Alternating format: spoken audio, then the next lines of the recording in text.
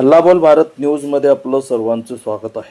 महिला ही सहनशील असते, त्या सहनशीलतेचा समाजाने अंत पाहू नये असे प्रतिपादन महाराष्ट्र राज्याचे उच्च व तंत्र शिक्षण मंत्री चंद्रकांत दादा पाटील यांनी केले.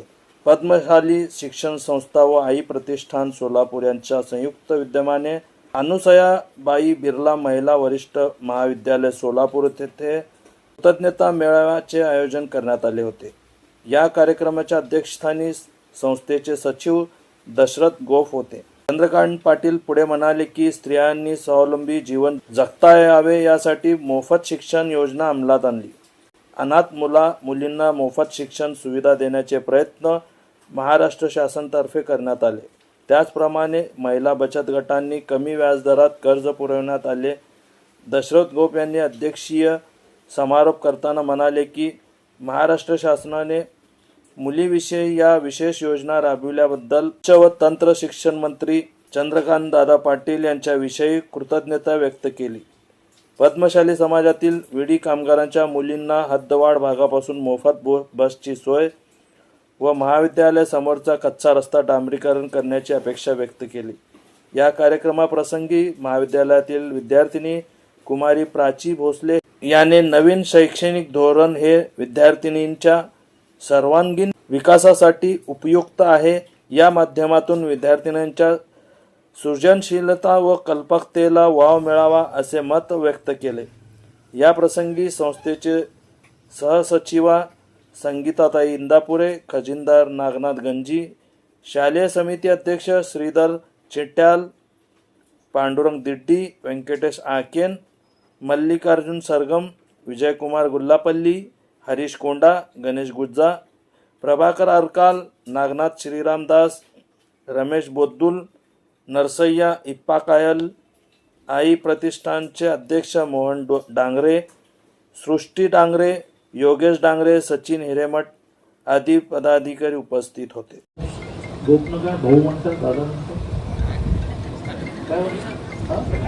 गोपसाहेबांना पहिलं असं सुचवतो की या आवारात एखादा चांगला 400-500 मुलं मुली बसतील त्याचा पहिला हॉल करा. त्या कार्यक्रम तो करायला आम्ही तुम्हाला मदत करू. जागा आहे का? जागा आहे ना? करू का? ते स्लॅबच्या वरती चला तुम्ही सुरू करा. आम्ही तुम्हाला ओढणी डोक्यावर घ्यायला हरकत नाही असं म्हटल्यानंतरही 90% मुलींनी ओढणी घेतली नाही. याचं कारण महिला ही सहनशील असते, सगळ्या गोष्टी सहन करते. तसं तुम्ही असं म्हणता की समाजाने आमच्या सहनशीलतेचा अंत पाहू नये आणि तो अंत पाहू नये असं आमच्या मुख्यमंत्र्यांना माननीय एकनाथजी शिंदेना म्हटल्यामुळेच त्यांनी मुलींना सर्व प्रकारचे 642 कोर्सेस असे आहेत की ज्यात साधारणतः मुलं मुली शिक्षणाला जातात. त्यांची 50% फी माफ होती. ती कालपासून जे घोषणा मी जरी केली असली 3-4 महिन्यापूर्वी तरी सरकार चालतं नियमाप्रमाणे. त्याप्रमाणे अधिवेशनामध्ये बजेटमध्ये घोषणा झाली. काल कॅबिनेटमध्ये निर्णय झाला. शनिवारवर सुट्टी आहे, सोमवारी याचा GR निघेल. तो GR निघाला की कुठल्याही शिक्षण संस्थेला मुलींकडून ॲडमिशनच्या वेळेला फी घेता येणार नाही. त्यांनी सप्टेंबर-ऑक्टोबरला क्लेम करायचा की आमच्या शाळेमध्ये, आमच्या कॉलेजमध्ये इतक्या, आमच्या ITIमध्ये इतक्या मुलींची फी आम्ही घेतली नाही. तो चेक त्यांना नॉर्मली मार्चमध्ये मिळतो. त्याची आता तरतूद अशी गेली की तुम्हाला सप्टेंबर-ऑक्टोबरात ज्याला बिल रेज करणं म्हणतात तसं बिल रेज केलं की तुम्हाला मिळेल. 3-4 महिन्याचा कालावधी जो जाईल की ज्याच्यामध्ये तुम्हाला जूनमध्ये फी मिळाली असती त्याच्याऐवजी तुम्हाला सप्टेंबर-ऑक्टोबरमध्ये मिळेल. त्या कालावधीमध्ये तुम्हाला जर बँकेचं कर्ज काढायचं असेल तर त्या कर्जावर पडणारं जो व्याज आहे, म्हणजे मुळात संस्था मोठी असते, त्याचं कर्ज आपोआप मिळतं, तुमचा मुद्दा आहे की याचं व्याज पण पडणार.